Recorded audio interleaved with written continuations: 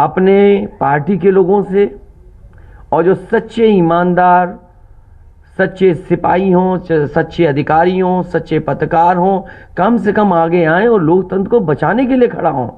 और मैं अपनी पार्टी के लोगों से कहूंगा कि जब तक काउंटिंग न हो जाए तब तक कम से कम ये नजर रखें और लगातार निगरानी रखें कि कैसे वोट बचाया जा सकता है, कैसे जहां पर मशीनें रखी हैं कोई किसी का आना जाना ना हो।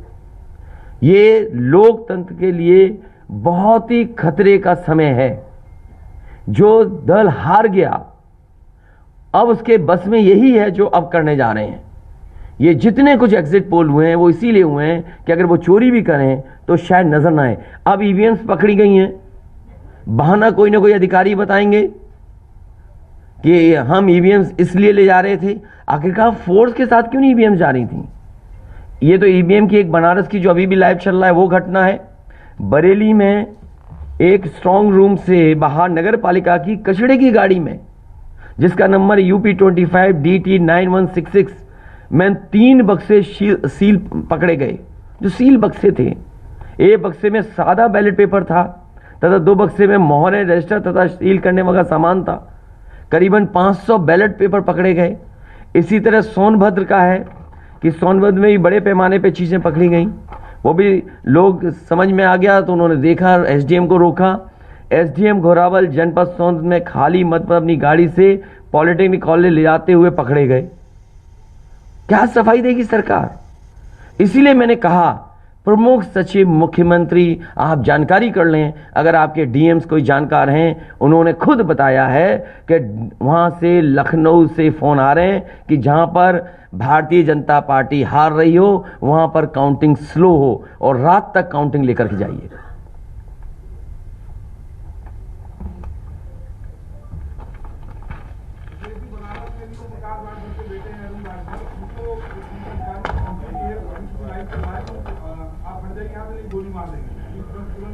तो मैंने आपसे कहा कि ये लोकतंत्र का आखिरी चुनाव है। इसके बाद तो जिस तरीके से आजादी के लिए लड़ाई लड़ी गई थी उसी तरह की हमें और आपको क्रांति करनी पड़ेगी। मैं तो अपने नौजवानों से अपील करूंगा कि जहां किसान इतने साल बैठे रहे तब सरकार झुकी, कम से कम 3 दिन लोकतंत्र के अखंड प्रहरी बनकर के ईवीएम्स को बचाएं और चुनाव को बचाएं। वाराणसी की तरफ से बयान आया है। मैं किसी डीएम का इसलिए नहीं मानूंगा। डीएम कौन होता है?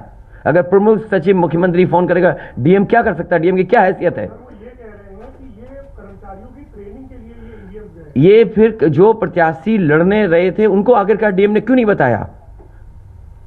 डीएम अगर ये जवाब दे रहा है तो उस डीएम से पूछिए कि डीएम ये बताओ कि तुमने जो प्रत्याशी चुनाव लड़े थे उसके बारे में क्यों नहीं बताया उन प्रत्याशियों को कि डीएम आखिरकार किसके नीचे काम कर रहे हैं। और बनारस जैसी पोस्टिंग किसी डीएम को मिली होगी, इस डीएम को मैं भी जानता हूं। जब पहली पोस्टिंग मैंने मुजफ्फरनगर दी थी, मैं नहीं जानता हूं डीएम कौन है, किसकी सिफारिश पे ये मुजफ्फरनगर पहली बार गया था। बेईमानी करा रहा है ये डीएम।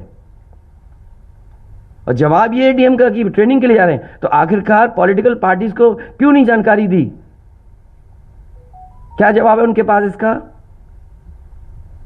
और जब बाकायदा गाइडलाइन लिखी हुई है यहां पर कि आप ईवीएम्स का मूवमेंट नहीं कर सकते, आप कैसे ईवीएम का मूवमेंट कर रहे हैं? आप पूछिए जिन्होंने दिया बयान। अरे भाई मैं तो कह रहा हूं किसी आपने जो पॉलिटिकल चुनाव लड़ रहे हैं उनके बारे में क्यों नहीं बोल रहे हैं आप?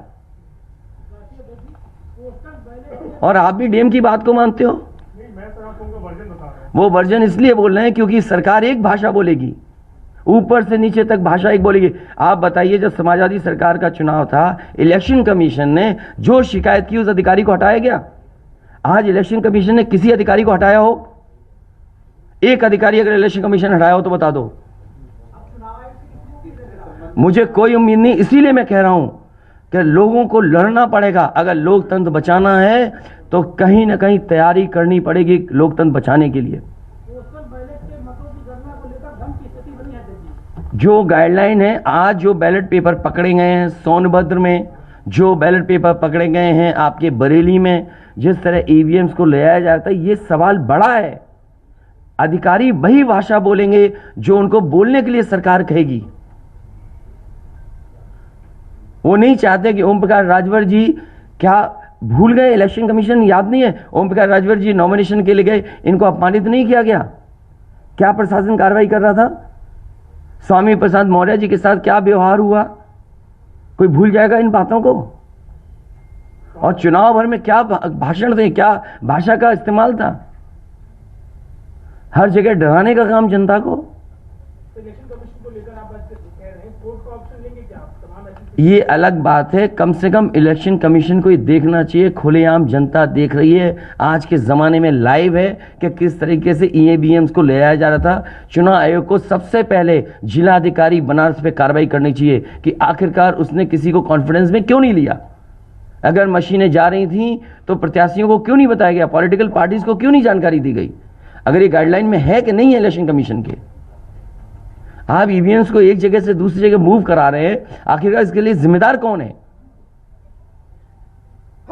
आप ईवीएम लेकर जा रहे हैं, अब 2 दिन की बात है, काउंटिंग होनी है।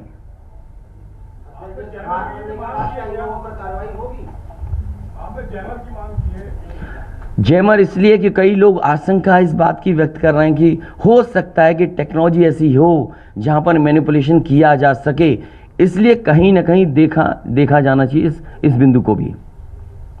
भारतीय जनता पार्टी के नेता लगातार कह रहे हैं कि ओम प्रकाश राजभर हो, स्वामी प्रसाद मौर्य हो, संजय चौहान हो, या जो कहें कि आपके साथ जो लोग आपके चुनाव में आपके साथ है, आपके साथ चुनाव लड़े, उनको चुनाव नहीं जीतने देंगे, उनको चुनाव किसी भी कीमत पर हम हराएंगे। तो यही तो तरीका, जो लड़ रहे हैं उनके बेटे ही तो लड़ रहे हैं चुनाव, जहां की ईवीएम्स पकड़ी गई हैं। और भविष्यवाणी एग्जिट पोल में कैसे आ सकती है? पॉलिटिकल लीडर्स जो बातें कहें, सत्ता के लोग बैठे हुए, वो एग्जिट पोल में कैसे दिखाई दे रहा है? प्रशासन और सरकार की जो चोरी है, इसमें एग्जिट पोल के टेलीविजन चैनल शामिल है। आपको ये देखना चाहिए जो एग्जिट पोल कर रहे हैं, क्या मुनाफे के लिए कर रहे थे? जो कंपनियां बड़ी बड़ी सर्वे का पैसा कौन दे रहा है उनको? और जो डेटा दिया है चैनलों को, फ्री दिया गया है कि उपहार में दिया गया है, वो अलग बिंदु है। कोई इतनी बड़ी एक्सरसाइज कर रहा है, उसका फाइनेंशियल बर्डन कौन उठा रहा है?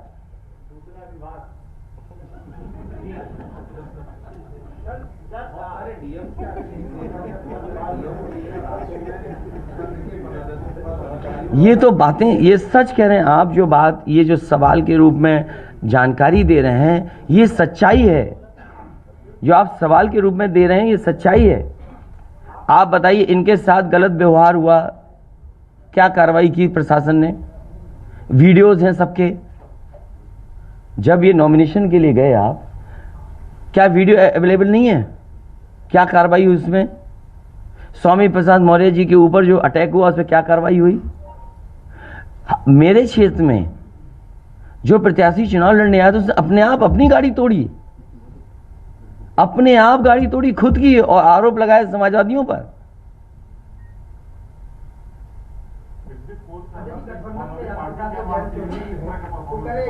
क्या करेंगे जब वोट को लेंगे?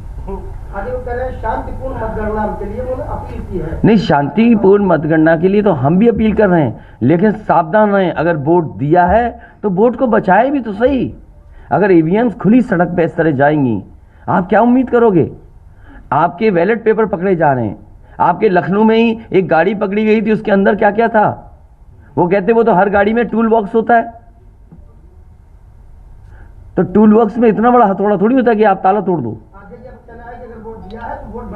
वोट बचाने के लिए कहीं ना कहीं हमें एक अखंड प्रहरी की तरह काम करना पड़ेगा। और अगर हमारे किसान इतने दिनों बैठ सकते हैं, अब तो 3 दिन की बात है, 3 दिन तो बैठना ही पड़ेगा। नहीं तो ये प्रशासन के लोग बैठ करके चोरी करा देंगे, और मामूली चोरी है वोट की। ये लोकतंत्र के साथ है। लोगों को ये भूलना नहीं चाहिए आपके पड़ोसी देशों में क्या हो रहा है। इसलिए मैं ये भी गाइडलाइन पढ़ना चाहता हूं कि जो ईवीएम के मूवमेंट के लिए जो मुझे जानकारी मिली है, वो मैं आपसे पढ़ना चाहता हूं कि all polled EVMs and all reserve EVMs after the poll shall be under cover of arm police at all times reserve EVMs should also be returned at the same time when the polled EVMs are returned at the receipt center. Reserve EVMs shall not be kept in the strong room meant for polled EVMs. They shall be kept in another strong room meant for keeping reserve EVMs. It must be ensured that all reserve EVMs are also deposited in the strong room meant for reserve EVMs at the same time when the polled EVMs are deposited in the strong room meant for the polled EVMs. तो EVMs के लिए बिल्कुल clear कहा गया है कि कैसे क्या होना है। और भाई जांच भी कौन करेगा? अगर डीएमई जांच करेगा तो क्या उम्मीद करोगे आप उसके लिए? इसके आगे जो पॉलिटिकल पार्टी हम तय करेंगे क्या करना है। अगर हमें कोर्ट का भी सहारा लेना पड़ेगा, लेकिन उससे पहले हम अपने पार्टी के कार्यकर्ता नेताओं और जो हमारे सच्चे पत्रकार, सच्चे पुलिस फोर्स में लोग हैं या वो लोग हैं, उनसे भी मेरी अपील होगी कि कम से कम लोकतंत्र को बचाने के लिए आगे आए। कोर्ट से पहले मैं आप लोगों के माध्यम से अपील करना चाहता हूं, ऐसे तमाम लोग जो लोकतंत्र को बचाना चाहते हैं वो कम से कम आगे आए।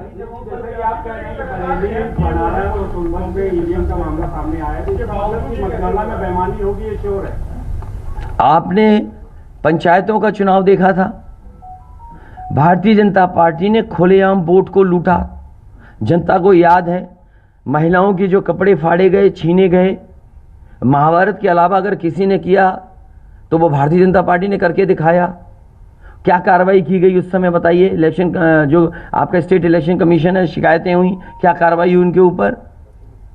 क्या कार्रवाई हुई पुलिस के ऊपर? क्या कार्रवाई हुई उन लोगों जिन्होंने वोट को छीना? इसलिए मैं अपील करता हूं आपके माध्यम से, जो सच्चे पत्रकार हैं, सच्चे अधिकारी, पुलिस फोर्स, लोकतंत्र को बचाने के लोग सामने आए, जिससे लोकतंत्र बचाया जा सके। माननीय मुख्यमंत्री जी, ये जो घटनाएं हो रही हैं, ये हताशा और निराशा है, वो पराकाष्ठा है। आप क्या ऐसा कुछ होगा क्या समाजवादी? मैं नौजवानों से विशेष अपील करूंगा, और इसलिए अपील करूंगा, मैंने वो तस्वीरें देखी कि नौजवान वोट डालने के लिए लोकतंत्र में कैसे निकल पड़ा। अगर उसने वोट डाला है तो कम से कम वो वोट बचाए। अपना कैसे वोट बचाएगा? गिनने से कैसे गिनती में लाएगा? और ये मामूली घटना नहीं है। जो लोग लोकतंत्र पर भरोसा करते हैं उनके अंदर आक्रोश होगा, ऐसा नहीं है कि गुस्सा नहीं होगा उनके अंदर। इसीलिए मैंने कहा कि 5,000 के अंतर में सीटें जो जीती गई थी भारतीय जनता पार्टी की, वो 47 हैं। और मैंने इसीलिए कहा कि प्रमुख सचिव मुख्यमंत्री जिलाधिकारियों को फोन कर रहे हैं कि काउंटिंग स्लो की जाए। और बैलेट के लिए हम लोगों ने अपने प्रत्याशियों को और जो एजेंट्स हैं, हमारे इलेक्शन एजेंट, उनको समझाया है कि बैलेट को किस तरीके से काउंट करना है, कैसे रखे जाएं, उन सब को समझाने का काम किया है। और आप में से जो लोग बनारस गए होंगे वो जानते होंगे कि बनारस साउथ समाजवादी पार्टी जीत रही है, अयोध्या समाजवादी पार्टी जीत रही है। ये घबराहट है बीजेपी को। पवन पांडे जीत रहा है, ये घबराहट है। किशन दीक्षित जीत रहा है, ये घबराहट है बीजेपी को। नहीं, वो अलग बात है, पान भी खाया। और भाषा नहीं देखी आपने? क्या प्रवक्ता की बात करते? कौन है ये चीज प्रवक्ता? कोई प्रवक्ता की बात नहीं करेंगे। क्या प्रवक्ता उठा लाए आप किसी गली मोहल्ले से? क्या प्रवक्ताओं की बात करते हैं आप? इतने सीनियर जर्नलिस्ट बनते हो आप अपने आप को। ये मामला सीरियस है, क्या प्रवक्ता बताएगा?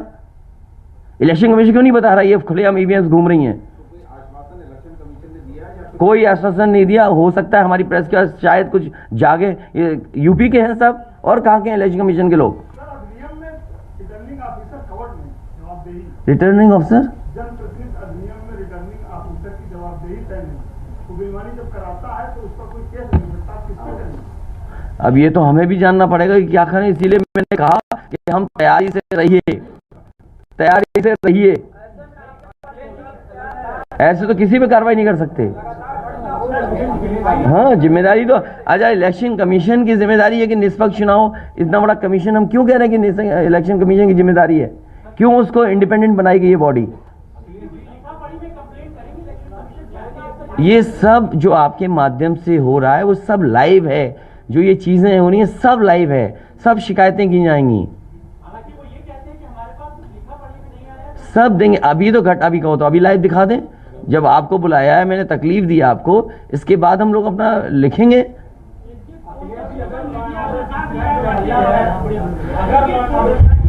तो कौन जिम्मेदार होगा? क्योंकि इलेक्शन कमीशन जिम्मेदार है इसके लिए। ईवीएम्स खुलेआम जा रही हैं, बैलेट पेपर कूड़े के डब्बे में पकड़े जा रहे हैं, गाड़ी का नंबर हम बता रहे हैं आपको, एसडीएम लेकर के जा रहा है।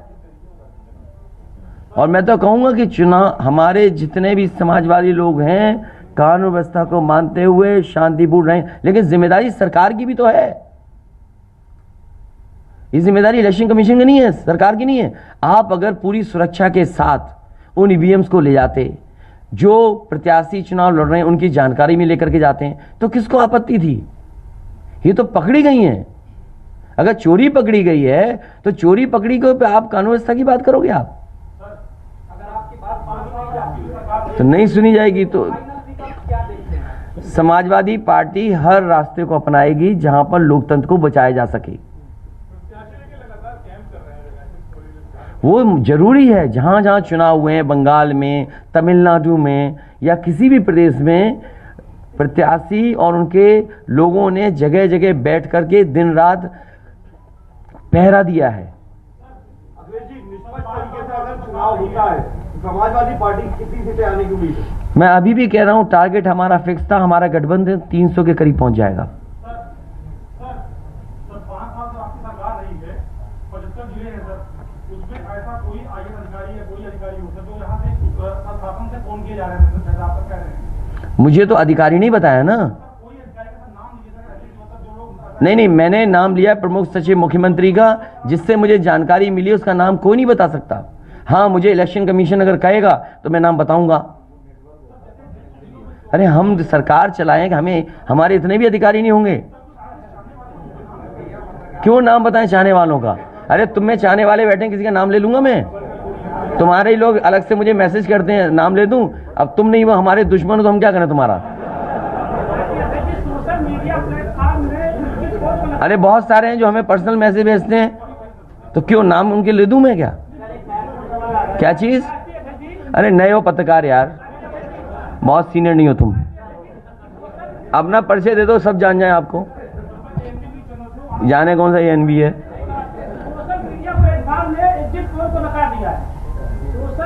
इसीलिए मैं कह रहा हूं आपसे कि एग्जिट पोल है कि जो चोरी करी जाए उसको ढका जा सके।